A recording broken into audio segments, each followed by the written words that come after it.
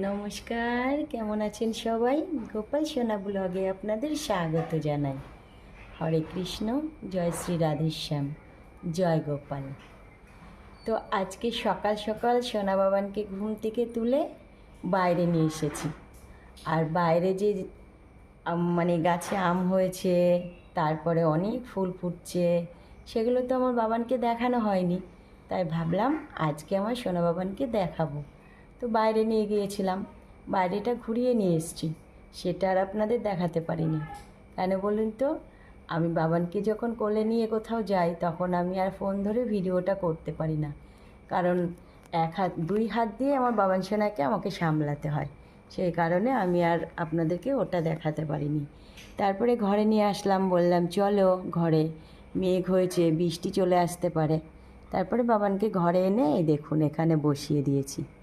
তো ভাবলাম আপনাদের যদি একটু না দেখাই তাহলে আমারও তো ভালো লাগবে না, সেই কারণে আপনাদেরকেও দেখাতে চলে এলাম।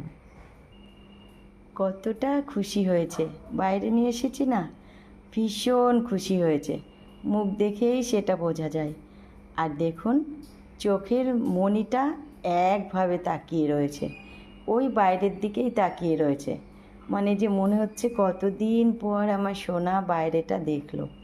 আর সত্যি কথা বলতে বাইরেটা অনেক দিন পরেই দেখলো, কারণ ওকে তো বাইরে আনার মতন কেউ নেই, আমিই নিয়ে আসি। তো আমি তো এই কয়দিন টাইম পাইনি, তাই বাবানকে আর বাইরের দিকে আনাও হয়নি।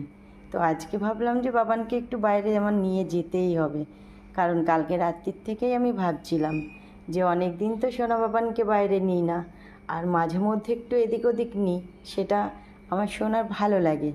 তো এই সপ্তাহখানিক হচ্ছে আমি সোনা বাবানকে ওই ঘরের মধ্যেই রেখে দিই, বাইরে আর আনা হয় না। তাই আজকে ভেবেছি ঘুম থেকে উঠেই আগে বাবান সোনাকে বাইরে নিয়ে যাব। তো বাইরে আনার পরে এই যে সিঁড়িতে বসিয়ে দিয়েছি। একবার ভাবছিলাম যে ওপরে নিয়ে যাব, ওপরে নিয়ে গিয়েই আপনাদের দেখাবো, কিন্তু ওই যে বললাম একা একা এক হাত দিয়ে আমি ভিডিওটা করতে পারি না, সেই কারণে আমি এখানে বসিয়ে নিয়ে আপনাদেরকে একটু দেখাচ্ছি, দেখিয়ে নিয়ে তারপরে বাবানকে ওপরে নিয়ে যাব।